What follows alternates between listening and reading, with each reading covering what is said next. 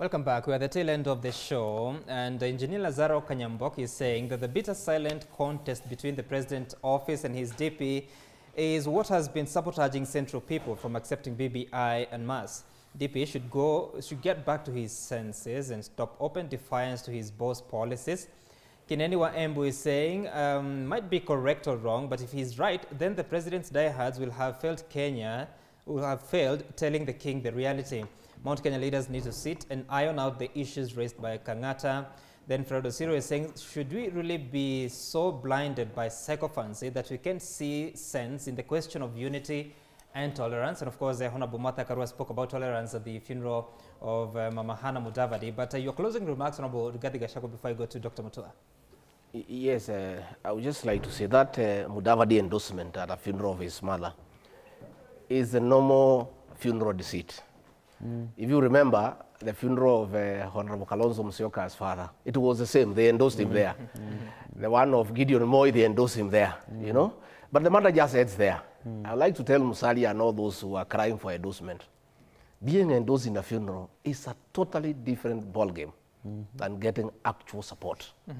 He must go out there and look for support. Just appealing to President Uhuru Kenyatta is not enough. He needs to come and talk to us, tell us his policies and his programs, and convince us that he has what it takes to be president. So these funeral endorsements is just funeral deceit, and it will continue happening. Whoa. And it was happening then because that was Mudavadi's territory, and because he's bereaved, people tend to be soft. They don't say anything. You know, when you are mourning and people are saying nice things about you, I mean, culturally, people tend to just let it go.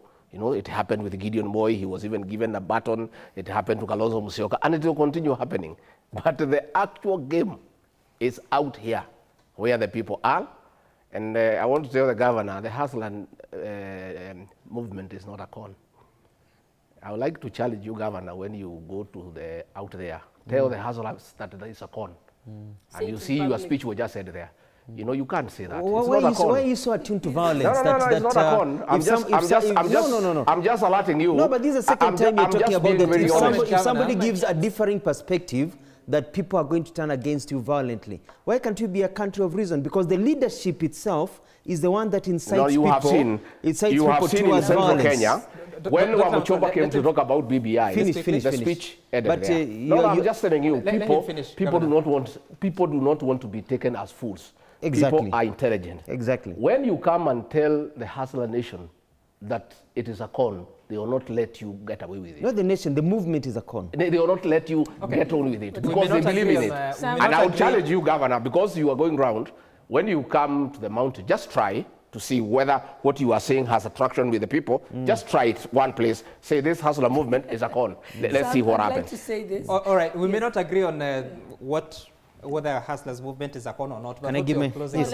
I'd like to finish by telling the people of Kenya that let's wake up to the reality that these people in this country, and I'll be a bit bad here. We look at the leadership in the country that we've had. We had Jomo Kenyatta, who is the father of Uhuru Kenyatta, Oginga Odinga, the father of Raila Odinga, Wycliffe Mudavadi, the father of Musalia Mudavadi. We had Mulu Mutisia, who was basically, quote-unquote, the father of Kalonzo Musyoka. We've seen Ruto and Jirongo lifted up by Moi during the YK 92. We've seen Gideon, the son of Moi.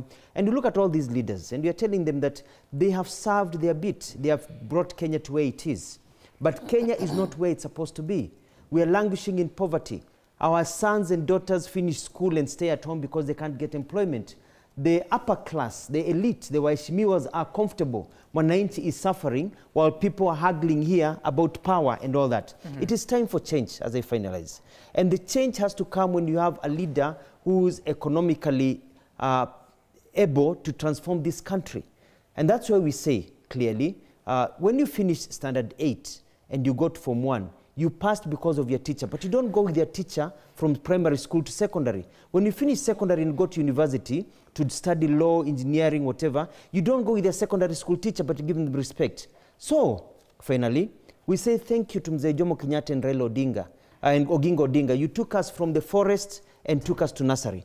Asante sana Daniel Arap Moi, ulitoa nursery ukatuingiza primary. Asante sana Moi Kibaki, ulitutoa primary ukatuliza secondary. Asante sana Uhuru Kenyatta, William Ruto, Raila Odinga, mmetusomesha secondary.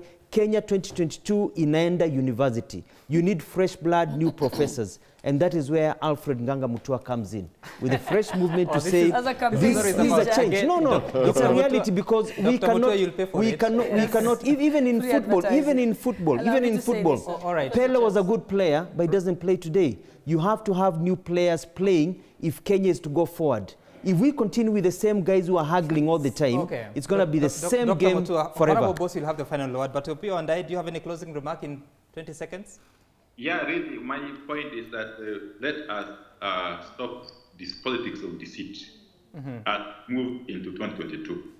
Let us face the reality that this country cannot move forward if we continue to hide our heads in the sand, as the ostrich used to do. Okay. And finally, let us be courageous enough to say it as it is. We cannot pretend that everything is okay, yet it's not okay in Jubilee, which is the ruling party. Yes. Okay, final word, Gladys Boss. Yes, I think I want to pledge today and begging all leaders in Kenya, starting from the head of state to all of us, that let us stop talking about ethnicity. Talking about ethnicity in countries like Rwanda is treasonable. So let us stop today, and I would like you to play the clip by Martha Karua. Because actually, in the Sabatia funeral, she was the star of the day. She was the only person there who was presidential.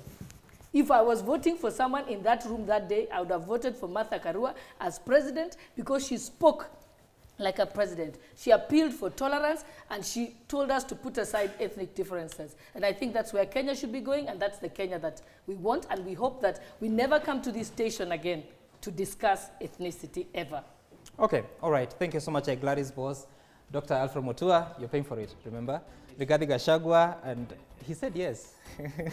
And account section, please. Asante sana for... But finally, let me say... No, you will not. Making time for us to let's have tolerance. Let's have tolerance, and whereby you don't up next is people. One Willis Raburu and his gang on Sporty Monday. I don't know if you have the voice of Martha Karua, so that as you take this break, you can run that clip, please, Martha Karua, and then the break.